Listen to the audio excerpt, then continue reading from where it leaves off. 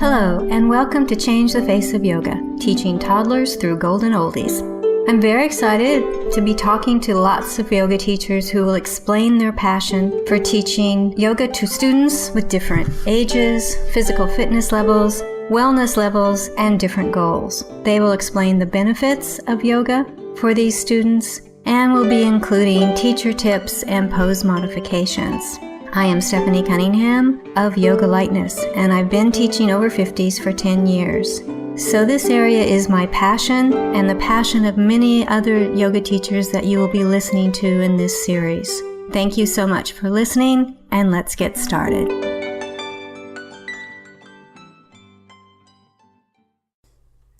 This is episode 32 of Changing the Face of Yoga. I'm talking to Beth Spindler, a very experienced teacher and yoga teacher trainer. And we'll be talking about how yoga has changed from the time that she started in the 1970s. Let's listen. Hello, I want to introduce Beth Spindler today.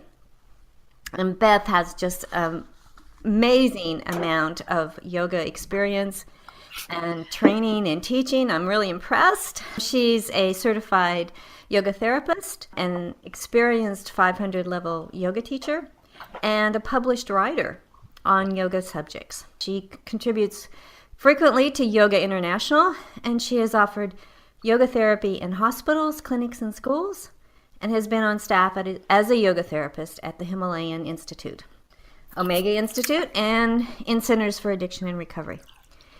She travels worldwide, which sounds exciting, offering inspiring retreats and trainings at Shivananda ashrams and private retreat centers. She has studied and taught yoga and meditation since the 1970s, and she has studied with Iyengar and Deshakar lineages. She utilizes techniques from her studies of Tantra via the Himalayan tradition, Para Yoga, Yin, Phoenix Rising, and Anusara principles. So she's been the education director of a 200 and 500 hour teacher training program, as well as the executive director of the nonprofit Yoga Education Center. She's been working with mature students for some time, including teaching them to teach other mature students. Her book, Yoga Therapy for Fear, Treating Anxiety, Depression, and Rage, will be published next year. As you can see, she's had an incredible career in yoga and is, of course, continuing. And I'm sure we'll have a really fascinating discussion with this kind of depth and breadth of information. So, Beth, welcome. Yes. And thank you, Stephanie. Yeah, we're so glad to have you. Is there anything you'd like to add to that introduction? No, that I think you probably overcovered it. I'm a little embarrassed. You had amazing things. That's great. I'm really excited because, as you all know, the title of this particular podcast is Changing the Face of Yoga. And Beth actually wants to talk about that. I'm so excited. Beth, give me a short description of how you think the face of yoga is or should change.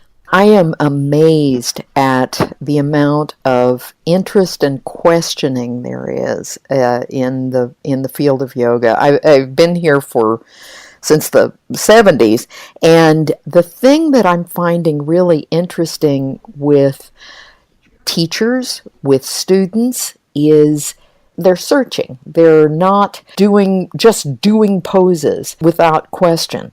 And I think that's a huge step in this field, all the way around, not just in this country, but I see it globally, that there is a lot of interest, a lot more interest in biomechanics, how individual bodies, and we're working with individual bodies, individual nervous systems, individual sets of circumstances. And I think that's huge, that because in the early days, we just did the practice the way it was prescribed. There were poses. It was not questioned that everything was good for everybody. And now we're really looking. I personally agree to and try to teach that way, so I understand that. But it seems to me that what you see, though, in the public and in advertising and all of that is a very different face of yoga. Yeah, And yeah. I think you're right. Given what I've, my podcast and all the people that are really really trying to almost individualize yoga for every person, or at least teach the person how to individualize the yoga for them. The public, I wonder if the public perception, those that are not particularly really involved in yoga, are also seeing that. And do you think that's going to happen in the future?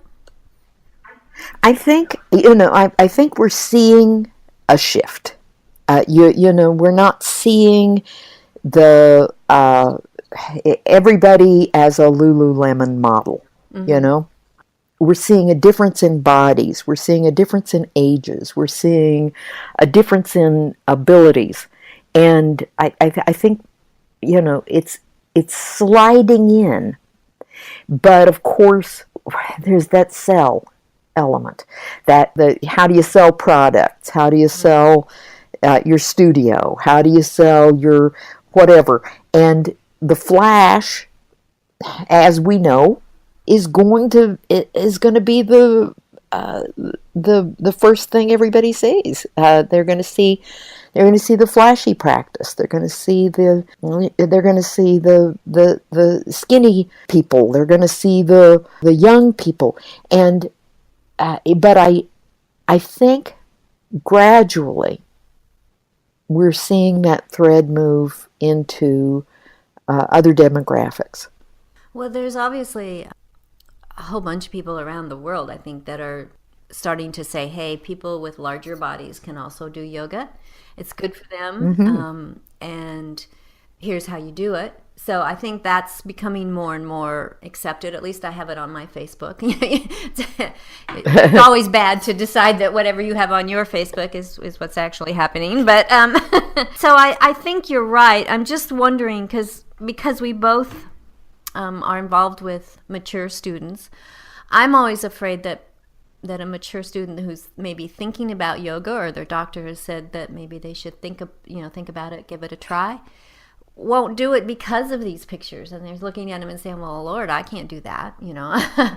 And so I'm trying to figure out, how do you get out that yes, there is this group of yoga practitioners, and that's great, but there's also a really wide group that doesn't fit that model. What do you think about that? Let's put it that way. It's been interesting. I have had I can remember one of my teacher trainings years ago where I had, out of the blue, I had 5 people over 65 who decided to take the teacher training, and I was delighted because it was an opportunity to teach something new, especially to the young, to the young people in that training. It was an opportunity to say, okay, so perhaps this isn't the best option for someone with osteoporosis or someone with spinal fusions, but what if we did this? And it's across the board. It helped both groups. It helped both groups.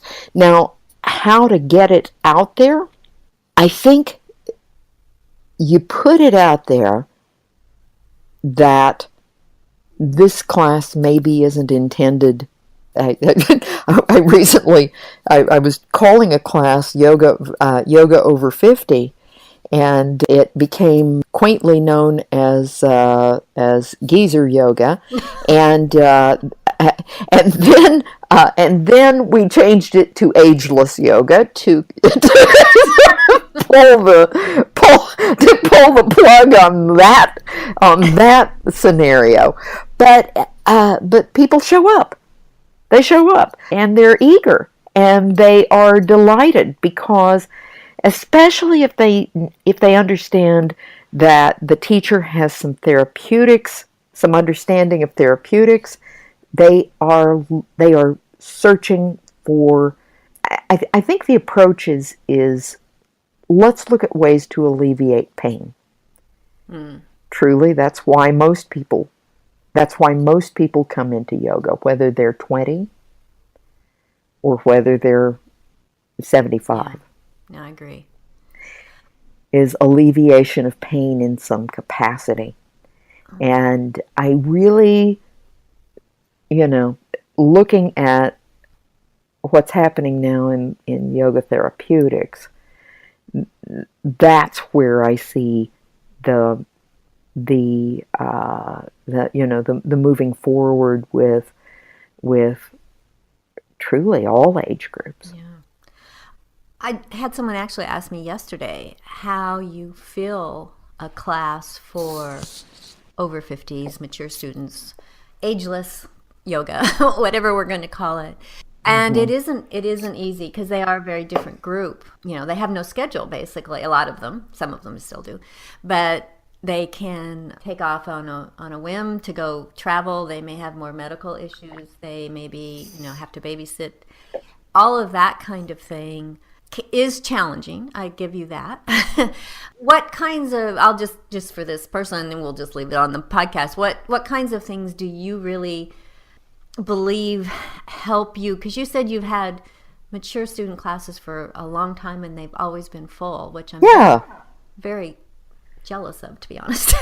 I mean, chair classes. I usually my other classes are great, but my chair classes I find kind of hard to fill too, because that's usually the oldest group. yeah. People who really don't want to get up and down from the floor, and I understand that. So, what kinds of things do you do that really bring them in? Bring them in. Yeah. I don't know that there are tricks. I think it's word of mouth more than anything. It has been the biggest benefit. People get the word that she's not gonna she's not gonna kick your butt. You know, Mm, you're gonna go, or it's not a totally stupid class. People also have that idea that if they go to a chair class, they're going to be doing nothing, yes. and a lot of people are so they're still in that fitness model that they are concerned that they're going to go to some yoga class and some chair yoga class, and they're going to sit there and do nothing, which in yoga might be really okay just to go and breathe. We might be okay to just go and do that. But giving people enough that they feel like they have strengthened their joints, that they are addressing. And I also think having a topic for each class makes a huge difference. If you are saying, okay, this set of poses are particularly good for osteoporosis. This set of, we are particularly addressing back pain. We are particularly addressing neck issues. And having a focus like that gives people, they'll tell their friends. She helped me with my shoulder pain, and the next week somebody new is in the class. And a lot of my classes I can't specifically advertise that I'm doing. I do workshops a lot too, and say, okay, this is what we're focusing on. And if I am addressing specific physical issues or sleep issues or issues with trauma, even, I'm often surprised at the number of people who will show up in a group of that if I pinpoint. So, my recommendation to teachers that might be trying to build build a population is offer a class, offer a focused workshop to give people a taste of working with carpal tunnel, working with sciatica, and you're gonna find a whole new group of people that will show up. Well, thank you. That's a great tip. That's wonderful. I haven't specifically done that, but I can really see the worth of it. I mean, I tend to say, okay, we're doing hips today, but that's just the people that are in the class anyway. So, um, Yeah, yeah, that's great. That's wonderful. yeah, Okay, I'll pass yeah. that on to the. And in terms of hips, my big focus with people over 50 is not so much hip opening as hip strengthening, because I feel that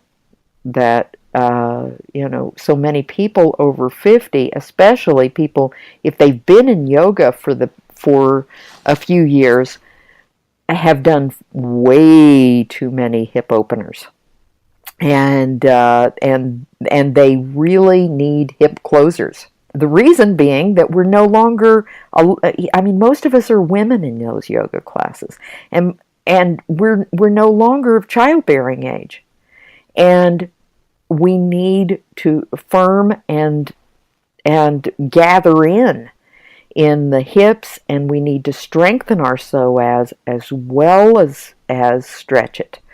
And this is, I think, a huge thing with yoga over 50 is that we need to address things differently. Those big sprawling pigeons that we did when we were in our 20s and 30s that still may come very easily may not be the very best thing for the labrum of our hip.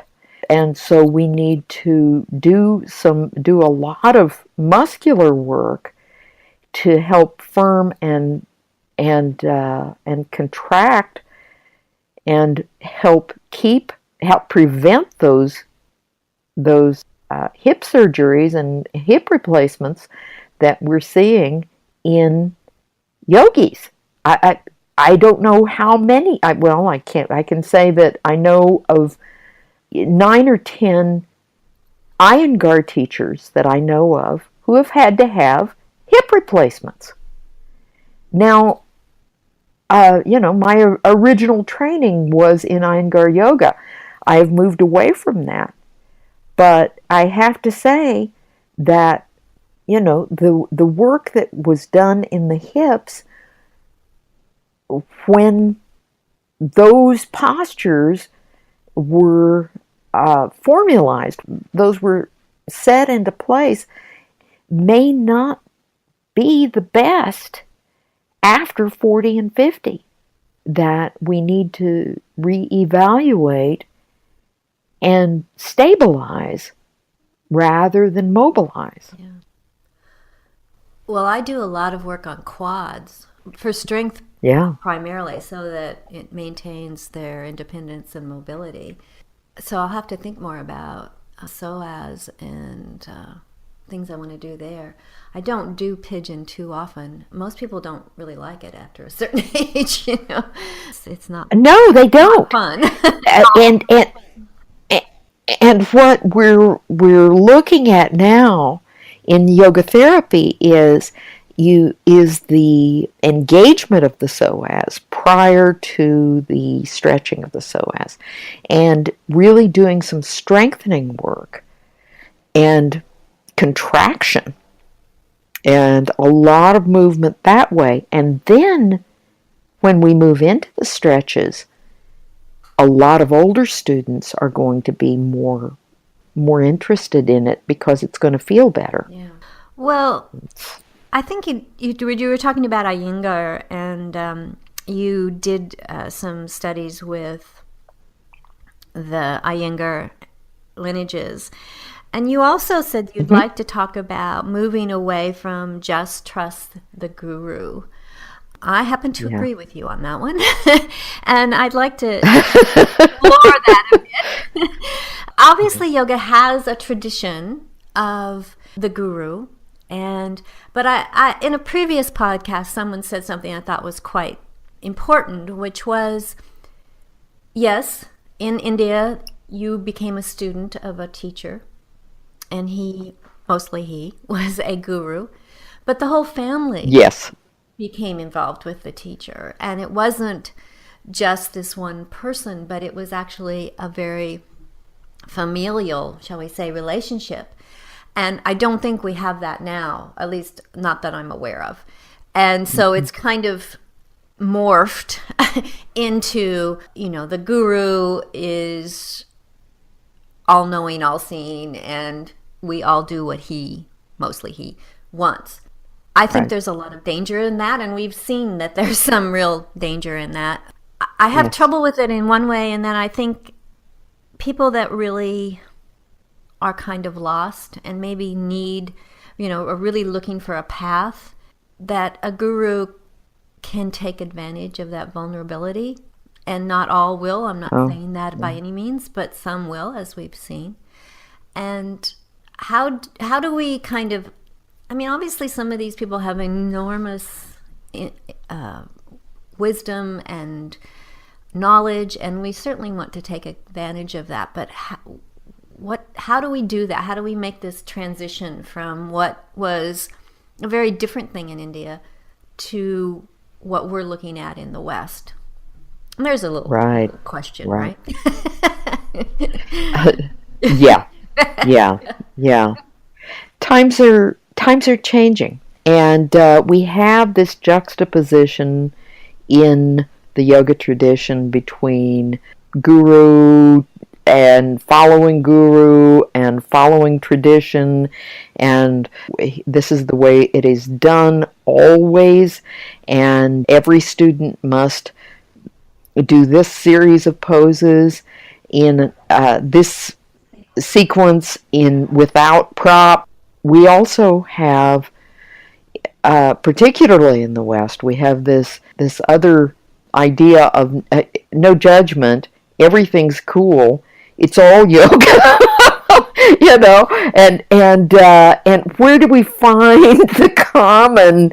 Where do we find the common ground? Where do we find that common home where we go and we practice, and it's healthy, and it's energetically good, and no one is feeling stressed out about having to meet a particular marker.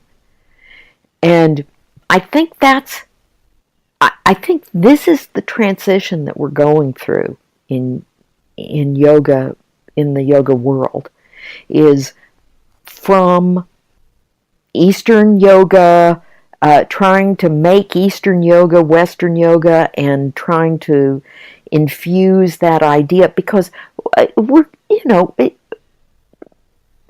most of the people that we're dealing with have no idea of the Vedic tradition or anything. They're completely out of the loop there. There's that desire to make yoga beer yoga and party yoga and concert yoga and whatever you want to make it. Put it in another setting.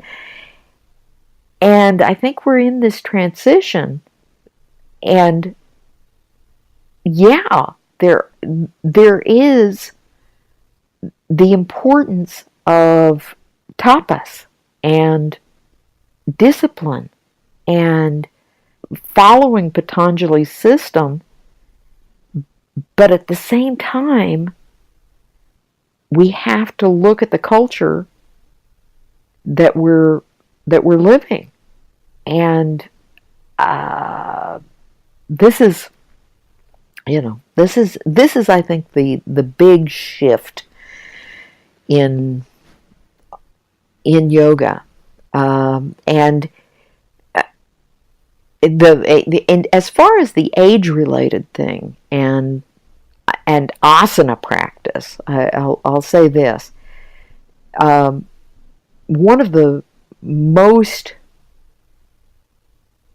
frustrating things I find in the old school, new school is that a lot of the old school traditions still say no props, no chairs, no nothing, and you have to, regardless of the fact that you're 79 years old, you have to get down on the floor and you have to do this set of poses, and it's it's just simply not beneficial for a lot of the population. I see I see a lot of these pictures of yogis or yoga teachers in their 90s doing plow pose and doing rounded forward folds when that's what their backs are doing anyway. It's not a good idea. It's not a great idea to be rolling back on your spine when you most likely have osteoporosis. It's not a great idea to be rounding forward in forward folds if you have degenerative disc issues. And just because your body naturally is rounding that way doesn't mean that you're an achieved yogi.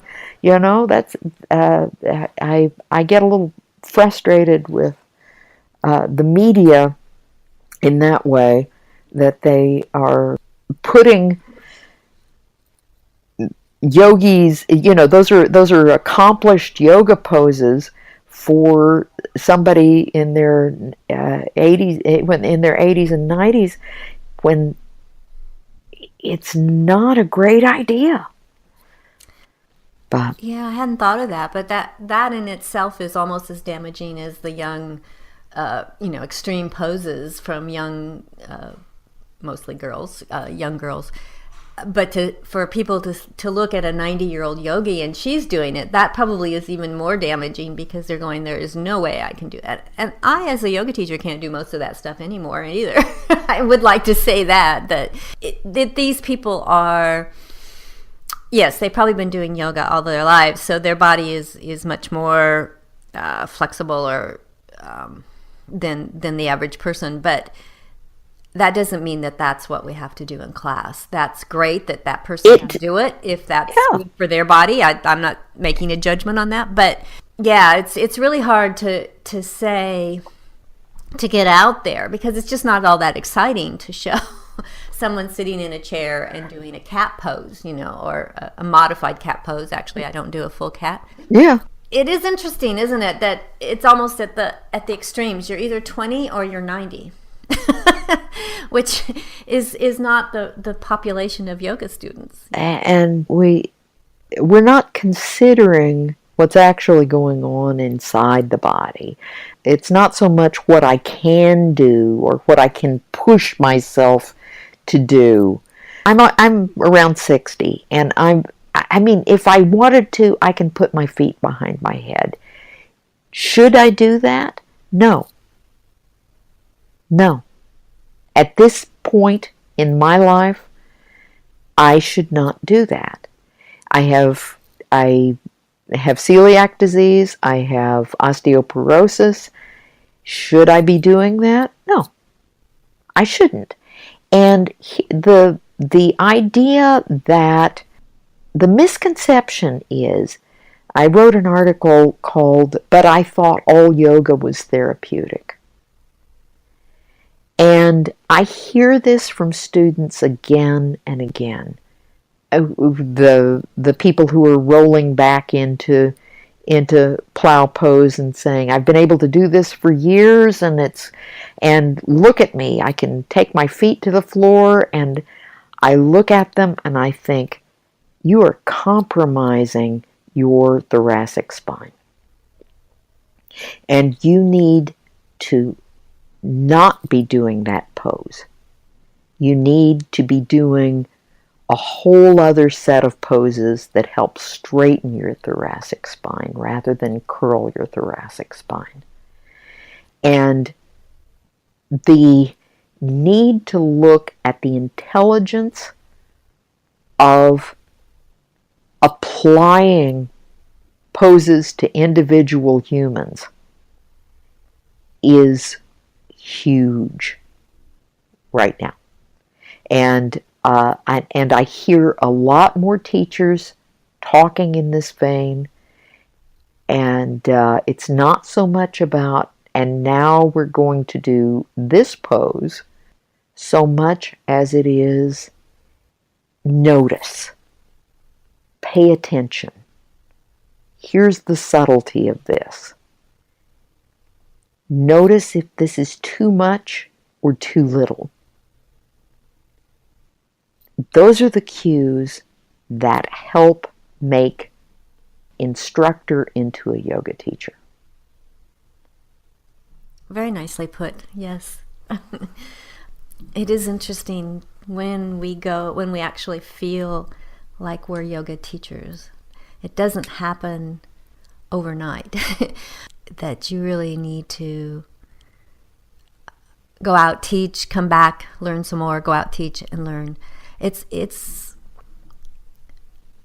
difficult, I think, to get that across to new teachers, that this is a lifelong need to continually learn.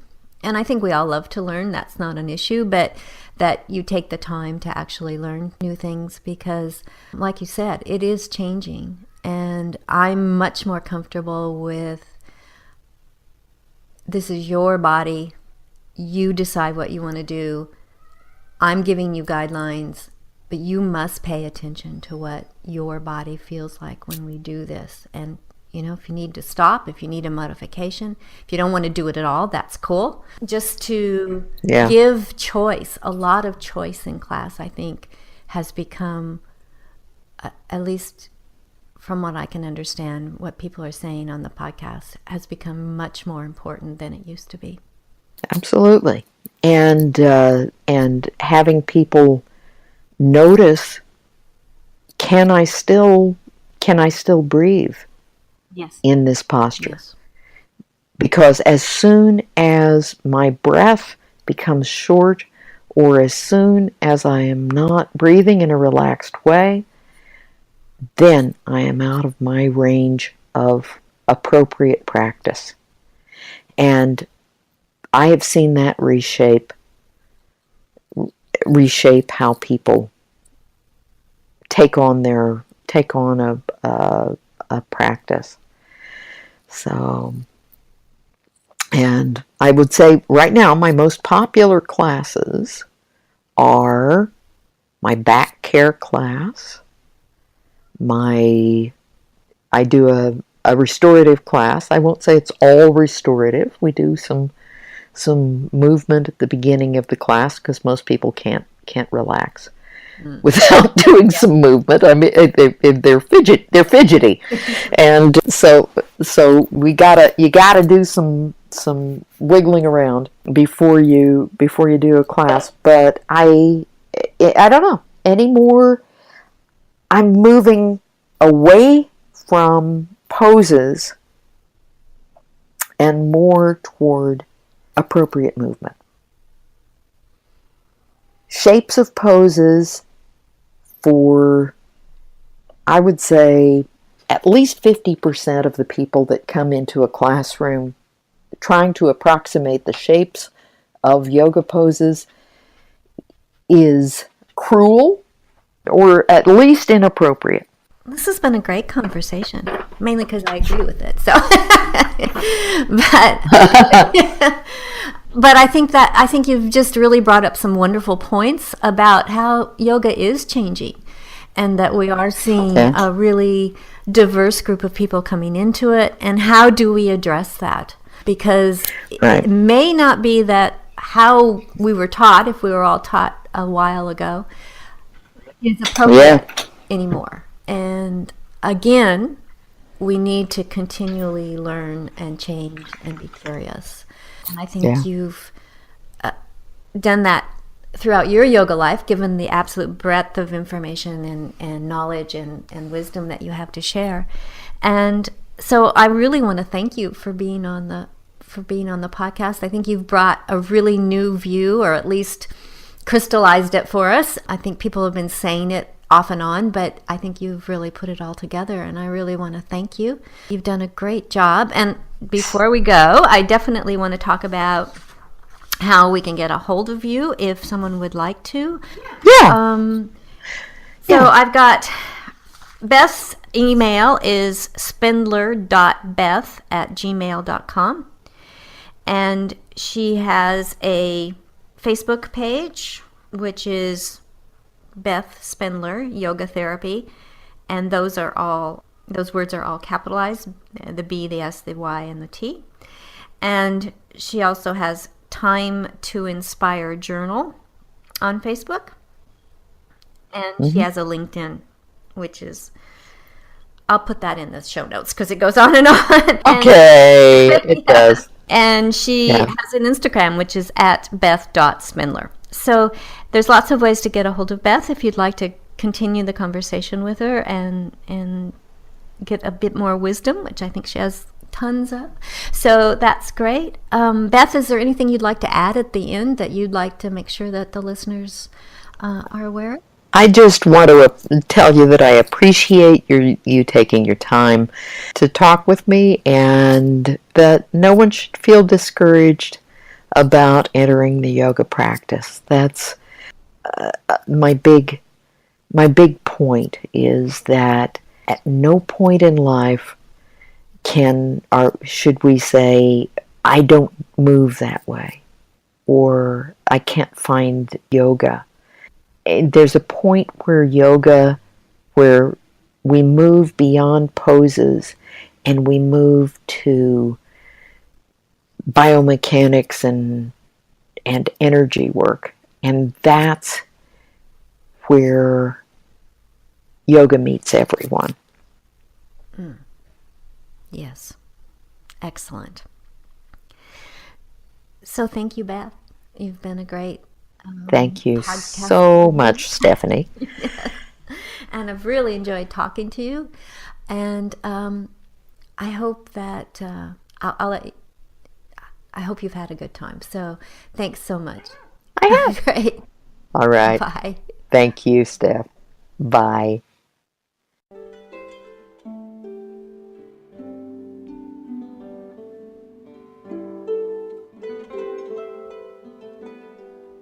Thank you for that wonderful interview.